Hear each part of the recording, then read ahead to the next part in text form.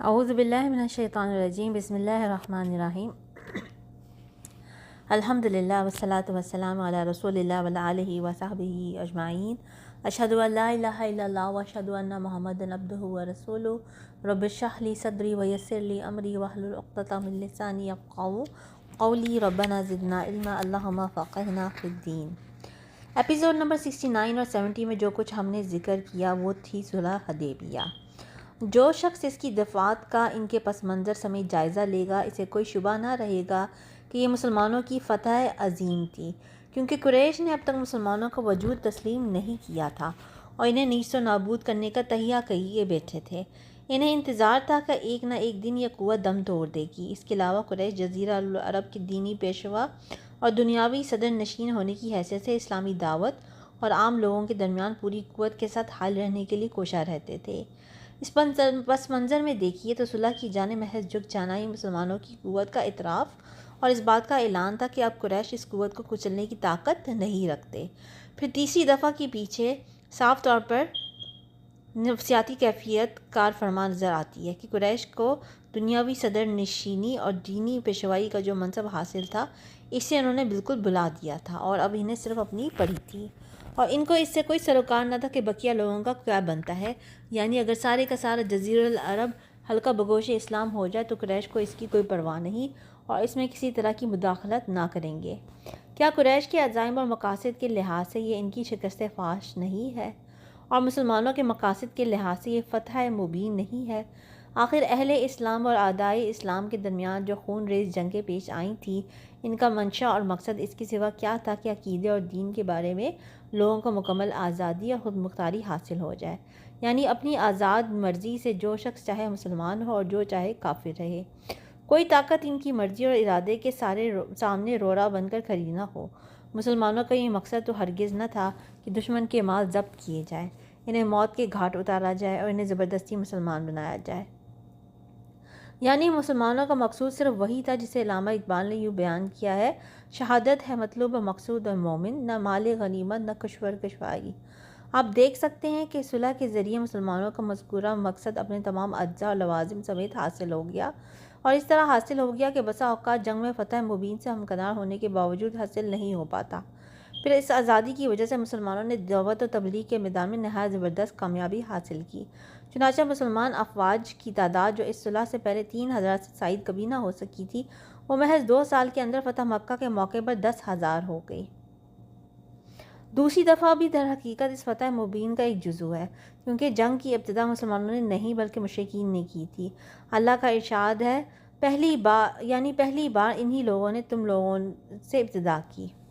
جہاں تک کہ مسلمانوں کی طلائیہ گردیوں اور فوجی گشتوں کا تعلق ہے تو مسلمانوں کا مقصود ان سے صرف یہ تھا کہ قریش اپنے احمقانہ غرور اور اللہ کی راہ روکنے سے باز آ جائے اور مساویانہ بنیاد پر معاملہ کر لیں، یعنی ہر فریق اپنی اپنی ڈگر پر گامزن رہنے کے لیے آزاد ہے۔ اب غور کیجئے کہ 10 سالہ جنگ بند رکھنے کا معاہدہ آخر اس غرور اور اللہ کی راہ میں رکاوٹ سے باز آنے کا تو عہد ہے، جو اس بات کی دلیل ہے کہ جنگ کا آغاز کرنے والا کمزور اور بے دست و پا ہو کر اپنے مقصد میں ناکام ہو گیا۔ جہاں تک پہلی دفعہ کا تعلق ہے تو یہ بھی در حقیقت مسلمانوں کی ناکامی کے بجائے کامیابی کی علامت ہے، کیونکہ یہ دفعہ در حقیقت اس پابندی کے خاتمے کا اعلان ہے جسے قریش نے مسلمانوں پر مسجد حرام میں داخلے سے متعلق عائد کر رکھی تھی۔ البتہ اس دفعہ میں قریش کے لیے بھی تشفی کی اتنی سی بات تھی کہ وہ اس 1 سال مسلمانوں کو روکنے میں کامیاب رہے، مگر ظاہر ہے کہ یہ وقتی اور بے حیثیت فائدہ تھا۔ اس کے بعد اس صلح کے سلسلے میں یہ پہلو بھی قابل غور ہے کہ قریش نے مسلمانوں کو یہ 3 رعایتیں دے کر صرف ایک رعایت حاصل کی جو دفعہ نمبر 4 میں مذکور ہے، لیکن یہ رعایت حد درجہ معمولی اور بے وقت تھی اور اس میں مسلمانوں کا کوئی نقصان نہ تھا، کیونکہ یہ معلوم تھا کہ جب تک مسلمان رہے گا اللہ، رسول اور مدینہ الاسلام سے بھاگ نہیں سکتا۔ اس کے بھاگنے کی صرف ایک ہی صورت ہو سکتی ہے کہ وہ مرتد ہو جائے، خواہ ظاہراً خواہ در پردہ، اور ظاہر ہے کہ جب مرتد ہو جائے تو مسلمانوں کو اس کی ضرورت نہیں بلکہ اسلامی معاشرے میں اس کی موجودگی سے کہیں بہتر ہے کہ وہ الگ ہو جائے، اور یہی وہ نقطہ ہے جس کی طرف رسول اللہ صلی اللہ علیہ وسلم نے اپنے اس ارشاد میں اشارہ فرمایا تھا کہ جو ہمیں چھوڑ کر ان مشرکین کی طرف بھاگا اسے اللہ نے دور یا برباد کر دیا۔ باقی رہے مکہ کے وہ باشندے جو مسلمان ہو چکے تھے یا مسلمان ہونے والے تھے، تو ان کے لیے اگرچہ اس معاہدے کی رو سے مدینہ میں پناہ گزین ہونے کی گنجائش نہ تھی، لیکن اللہ کی زمین تو بہرحال کشادہ تھی۔ کیا حبشہ کی زمین نے ایسے نازک وقت میں مسلمانوں کے لیے اپنی آغوش واہ نہیں کر دی تھی جب مدینہ کے باشندے اسلام کا نام بھی نہ جانتے تھے؟ اسی طرح آج بھی زمین کا کوئی ٹکڑا مسلمانوں کے لیے اپنی آغوش کھول سکتا تھا، اور یہی بات تھی جس کی طرف رسول اللہ صلی اللہ علیہ وسلم نے اپنے اس ارشاد میں اشارہ فرمایا تھا۔ صحیح مسلم میں ہے، ان کا جو آدمی ہمارے پاس آئے گا اللہ اس کے لیے کشادگی اور نکلنے کی جگہ بنا دے گا۔ پھر اس قسم کے تحفظات سے اگرچہ نظر بظاہر قریش نے عزت و وقار حاصل کیا تھا، مگر یہ در حقیقت قریش کی سخت نفسیاتی گھبراہٹ، پریشانی، اعصابی دباؤ اور شکستگی کی علامت ہے۔ اس سے پتہ چلتا ہے کہ انہیں اپنے بت پرست سماج کے بارے میں سخت خوف لاحق تھا، اور وہ محسوس کر رہے تھے کہ ان کا یہ سماجی گھروندہ ایک کھائی کے ایسے کھوکھلے اور اندر سے کٹے ہوئے کنارے پر کھڑا ہے جو کسی بھی دم ٹوٹ گرنے والا ہے، لہٰذا اس کی حفاظت کے لیے اس طرح کے تحفظات حاصل کرنا ضروری ہے۔ دوسری طرف رسول اللہ صلی اللہ علیہ وسلم نے جس فراخ دلی کے ساتھ یہ شرط منظور کی کہ قریش کے یہاں پناہ لینے والے کسی مسلمان کو واپس نہ طلب کریں گے، وہ اس بات کی دلیل ہے کہ آپ نے اپنے سماج کی ثابت قدمی اور پختگی پر پورا اعتماد تھا، اور اس قسم کی شرط آپ کے لیے قطعاً کسی اندیشے کا سبب نہ تھی۔ یہ ہے معاہدہ صلح کی دفعات کی حقیقت، لیکن ان دفعات میں دو باتیں بظاہر اس قسم کی تھیں کہ جن کی وجہ سے مسلمانوں کا سخت غم و الم لاحق ہوا۔ ایک یہ کہ آپ صلی اللہ علیہ وسلم نے بتایا تھا کہ آپ بیت اللہ تشریف لے جائیں گے اور اس کا طواف کریں گے، لیکن آپ صلی اللہ علیہ وسلم طواف کیے بغیر واپس ہو رہے تھے۔ دوسرے یہ کہ آپ صلی اللہ علیہ وسلم اللہ کے رسول ہیں اور حق پر ہیں، اور اللہ نے اپنے دین کو غالب کرنے کا وعدہ کیا ہے۔ پھر کیا وجہ ہے کہ آپ صلی اللہ علیہ وسلم نے قریش کا دباؤ قبول کیا اور دب کر صلح کی؟ یہ دونوں باتیں طرح طرح کے شکوک و شبہات اور گمان اور وسوسے سے پیدا کر رہی تھیں۔ ادھر مسلمانوں کے احساسات اس قدر مجروح تھے کہ وہ صلح کی دفعات کی گہرائیوں پر غور کرنے کے بجائے حزن و غم سے نڈھال تھے، اور غالباً سب سے زیادہ غم حضرت عمر بن خطاب رضی اللہ عنہ کا تھا۔ چنانچہ انہوں نے خدمت نبی میں حاضر ہو کر عرض کیا کہ اے اللہ کے رسول صلی اللہ علیہ وسلم، کیا ہم لوگ حق پر اور وہ لوگ باطل پر نہیں ہیں؟ آپ صلی اللہ علیہ وسلم نے فرمایا، کیوں نہیں؟ انہوں نے کہا، کیا ہمارے مقتولین جنت میں اور ان کے مقتولین جہنم میں نہیں ہیں؟ آپ صلی اللہ علیہ وسلم نے فرمایا، کیوں نہیں؟ اور انہوں نے کہا، تو پھر کیوں ہم اپنے دین کے بارے میں دباؤ قبول کریں اور ایسی حالت میں پلٹیں کہ ابھی اللہ نے ہمارے اور ان کے درمیان فیصلے نہیں کیا ہے؟ آپ نے فرمایا، خطاب کے صاحبزادے، میں اللہ کا رسول ہوں اور اس کی نافرمانی نہیں کر سکتا، وہ میری مدد کرے گا اور مجھے ہرگز ضائع نہ کرے گا۔ انہوں نے کہا کہ آپ صلی اللہ علیہ وسلم نے ہم سے یہ بیان نہیں کیا تھا کہ ہم بیت اللہ کی زیارت کریں گے اور اس کا طواف کریں گے؟ آپ صلی اللہ علیہ وسلم نے فرمایا، کیوں نہیں؟ لیکن کیا میں نے یہ بھی کہا تھا کہ ہم اسی سال کریں گے؟ انہوں نے کہا، نہیں۔ آپ صلی اللہ علیہ وسلم نے فرمایا، تو بہرحال تم بیت اللہ تک پہنچو گے اور اس کا طواف کرو گے۔ اس کے بعد حضرت عمر رضی اللہ عنہ غصے سے بھپڑے ہوئے حضرت ابو بکر صدیق رضی اللہ عنہ کے پاس پہنچے اور ان سے وہی باتیں کہیں جو رسول اللہ صلی اللہ علیہ وسلم سے کہی تھی، اور انہوں نے بھی ٹھیک وہی جواب دیا جو رسول اللہ صلی اللہ علیہ وسلم نے دیا تھا، اور آخر میں اتنا اور اضافہ کیا کہ آپ صلی اللہ علیہ وسلم کی رکاب تھامے رہو یہاں تک کہ موت آ جائے، کیونکہ خدا کی قسم آپ صلی اللہ علیہ وسلم حق پر ہیں۔ اس کے بعد انا فتحنا لک فتحا مبینہ کی آیات نازل ہوئی، جس میں اس صلح کو فتح مبین قرار دیا گیا ہے۔ اس کا نزول ہوا تو رسول اللہ صلی اللہ علیہ وسلم نے حضرت عمر بن خطاب رضی اللہ عنہ کو بلایا اور پڑھ کر سنایا۔ وہ کہنے لگے، یا رسول اللہ، یہ فتح ہے؟ فرمایا، ہاں۔ اس سے ان کے دل کو سکون ہو گیا اور وہ واپس چلے گئے۔ بعد میں حضرت عمر رضی اللہ عنہ کو اپنی تقصیر کا احساس ہوا تو سخت نادم ہوئے۔ خود ان کا بیان ہے کہ میں نے اس روز جو غلطی کی تھی اور جو بات کہہ دی تھی، اسے ڈر کر میں نے بہت سے اعمال کیے، برابر صدقہ و خیرات کرتا رہا، روزے رکھتا اور نماز پڑھتا رہا اور غلام آزاد کرتا رہا، یہاں تک کہ اب مجھے خیر کی امید ہے۔ رسول اللہ صلی اللہ علیہ وسلم مدینہ واپس تشریف لا کر مطمئن ہو چکے تو ایک مسلمان جسے مکہ میں اذیتیں جاری تھی چھوٹ کر بھاگ آیا۔ ان کا نام ابو بصیر رضی اللہ عنہ تھا۔ وہ قبیلہ ثقیف سے تعلق رکھتے تھے اور قریش کے حلیف تھے۔ قریش نے ان کے واپسی کے لیے 2 آدمی بھیجے اور یہ کہلوایا کہ ہمارے اور آپ صلی اللہ علیہ وسلم کے درمیان جو عہد و پیما ہے، اس کی تعمیل کیجیے۔ نبی صلی اللہ علیہ وسلم نے ابو بصیر کو ان دونوں کے حوالے کر دیا۔ یہ دونوں انہیں ہمراہ لے کر روانہ ہوئے اور ذوالحلیفہ پہنچ کر اترے اور کھجور کھانے لگے۔ ابو بصیر نے ایک شخص سے کہا، اے فلاں، خدا کی قسم میں دیکھتا ہوں کہ تمہاری یہ تلوار بڑی عمدہ ہے۔ شخص نے اسے نیام سے نکال کر کہا، ہاں ہاں واللہ یہ بہت عمدہ ہے، میں نے اس کا بارہا تجربہ کیا ہے۔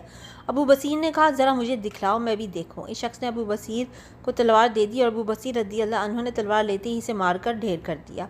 دوسرا شخص بھاگ کر مدینہ آیا اور دوڑتا ہوا مسجد نبوی میں گھس گیا۔ رسول اللہ صلی اللہ علیہ وسلم نے اسے دیکھ کر فرمایا، یہ خوفزدہ نظر آتا ہے۔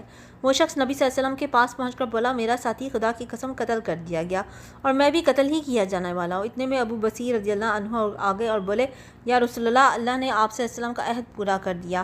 آپ صلی اللہ علیہ وسلم نے مجھے ان کی طرف پلٹا دیا، پھر اللہ نے مجھے ان سے نجات دے دی۔ رسول اللہ صلی اللہ علیہ وسلم نے فرمایا، اس کی ماں کی بربادی ہو، اسے کوئی ساتھی مل جائے تو یہ جنگ کی آگ بھڑکا دے گا۔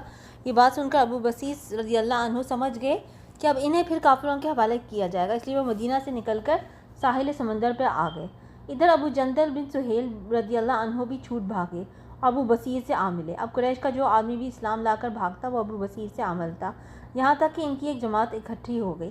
اس کے بعد ان لوگوں کو ملک شام آنے جانے والے کسی بھی قریشی قافلے کا پتہ چلتا تو وہ اسے ضرور چھیڑ چھاڑ کرتے اور قافلے والوں کو مار کر ان کا مال لوٹتے۔ قریش نے تنگ آ کر نبی صلی اللہ علیہ وسلم کو اللہ اور قرابت کا واسطہ دیتے ہوئے پیغام دیا کہ آپ انہیں اپنے پاس بلا لیں اور اب جو بھی آپ کے پاس جائے گا مامون رہے گا۔ اس کے بعد نبی صلی اللہ علیہ وسلم نے انہیں بلوا لیا اور وہ مدینے آ گئے۔ اس معاہدے صلح کے بعد 7 ہجری کے اوائل میں حضرت عمرو بن عاص، خالد بن ولید اور عثمان بن طلحہ رضی اللہ عنہم مسلمان ہو گئے۔ جب یہ لوگ خدمت نبی میں حاضر ہوئے تو آپ صلی اللہ علیہ وسلم نے فرمایا، مکہ نے اپنی جگر گوشوں کو ہمارے حوالے کر دیا ہے۔ صلح حدیبیہ در حقیقت اسلام اور مسلمانوں کی زندگی میں ایک نئی تبدیلی کا آغاز تھا۔ چونکہ اسلام کی دعوت دشمنی میں قریش سب سے زیادہ مضبوط، ہٹ درم اور لڑاکا قوم کی حیثیت رکھتے تھے، اس لیے جب وہ جنگ کے میدان میں پسپا ہو کر امن و سلامتی کی طرف آ گئے تو احزاب کے تینوں بازوؤں قریش، غطفان اور یہود میں سب سے مضبوط بازو ٹوٹ گیا۔ اور چونکہ قریش ہی پورے جزیرہ العرب میں بت پرستی کے نمائندے اور سربراہ تھے، اس لیے میدان جنگ سے ان کے ہٹتے ہی بت پرستوں کے جذبات سرد پڑ گئے اور ان کی دشمنانہ روش میں بڑی حد تک تبدیلی آ گئی۔ چنانچہ ہم دیکھتے ہیں کہ اس صلح کے بعد غطفان کی طرف سے بھی کسی بڑی تگ و دو اور شور و شر کا مظاہرہ نہیں ہوا، بلکہ انہوں نے کچھ کیا بھی تو یہود کے بھڑکانے پر۔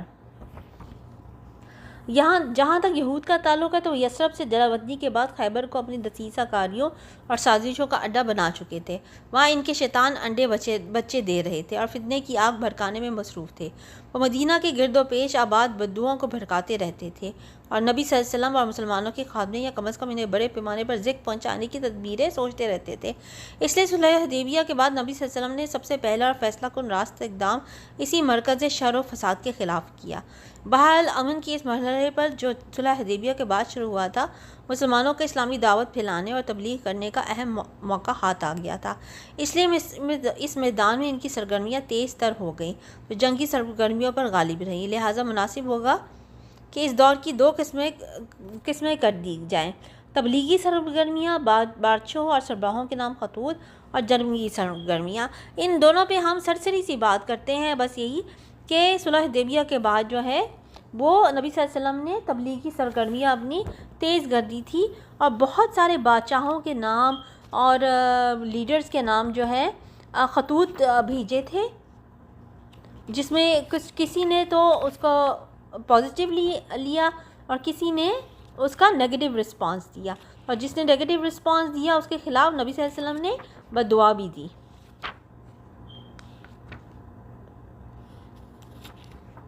ٹھیک ہے، اور اسی طرح اس کی صلح حدیبیہ کے بعد کی فوجی سرگرمیاں ہیں جن پہ ہم بات کریں گے تفصیل سے غزوہ خیبر پہ اگلی دفعہ انشاءاللہ۔ سبحانک اللہم و بحمدک، اشہد ان لا الہ الا انت، استغفرک و اتوب الیک۔